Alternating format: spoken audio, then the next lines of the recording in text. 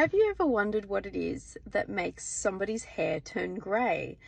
Certainly, you might already realize that if your parents turn grey at a certain age, it's likely that you are also going to go grey at a similar sort of age. So certainly genes play quite a big role in this. But what about other things? There's new research that's actually coming out that's looking at the involvement of reactive oxygen species in the production of hair greying, or in your hair turning grey. So what's really interesting to understand is that you might have heard that all the time, constantly, our body is going through cellular respiration. All of the cells of our body are using energy substrates, breaking them down and producing ATP, energy.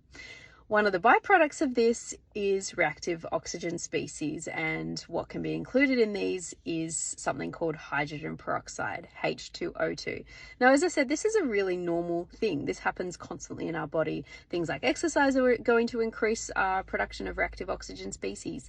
But luckily, we have very clever and very important mechanisms, like, for example, the use of certain enzymes like catalase and superoxide dismutase that are going to break down these reactive oxygen species when we make them. So essentially, provided that our body is able to combat the amount that we produce via the breakdown using enzymes, then we won't end up with excessive reactive oxygen species. They can be quite harmful if they are overproduced and our body can't break them down, but more on that in a second. So when we're producing our hair, it starts to grow through the hair follicle. And as it does that, we have certain cells, specific cells called melanocytes that surround the hair follicle that are going to inject melanin into the cell, into the growing hair. So essentially the hair starts off with no color and, well, gray. And then as it grows out through the follicle, these cells are going to inject melanin, and this is what produces hair color. Certainly, genes are going to play a role in how much this occurs and what color hair you end up having. But essentially, this is what makes your hair have a certain color to it. So essentially, all of these mechanisms, anything that the cell is doing requires energy. And so something like growing hair cells, growing hair follicles, growing hair through the follicle is going to require energy. Now, of course, as we make that energy, as I said, we end up producing byproducts like reactive oxygen species like H2O2, hydrogen peroxide. Now, if you think about it logically, hydrogen peroxide, what do we use that for? It takes the color out of the hair.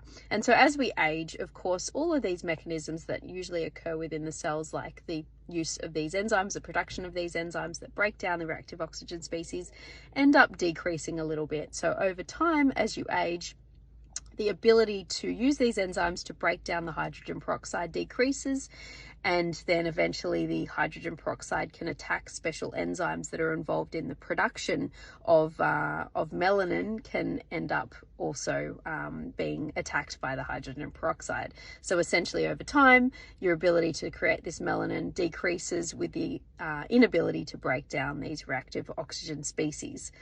But if you think about it logically as well, if we are exposing ourselves to a lot of things in our environment that are going to increase our oxidative load, things like, for example, if we consume a diet that is high in highly oxidative things like seed oils, we are going to be breaking these products down. Our body's going to be working overtime to make sure that it counteracts all the oxidative stress that's going on in our body. What about the things that are constantly occurring in cells, like, for example, just this normal production of reactive oxygen species? Well, like our immune system, if we are overloading our capacity to break down these products with excess things like coming from our environment, then our usual cellular functions will also decrease. And so our ability to break down these reactive oxygen species will be less, because essentially our body is using up all its energy breaking down all the excess that's coming from our environment. So it's worthwhile understanding that if we increase our oxidative load, and therefore our body is not able to break down all of the reactive oxygen species that we are making, then essentially it's possible that our hair will likely turn grey sooner. So look, a lot of this is my own personal theory, but to me it makes complete sense.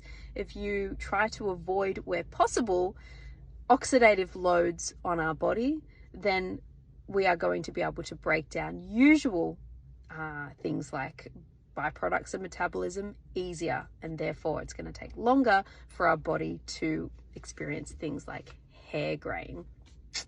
So I'm going to do a little bit more research into the thyroid hormones as well. But yeah, if you have any more information on this that you can send me, please send it, because there's not a whole lot on this yet, but it's a topic that really interests me. So I hope that makes sense.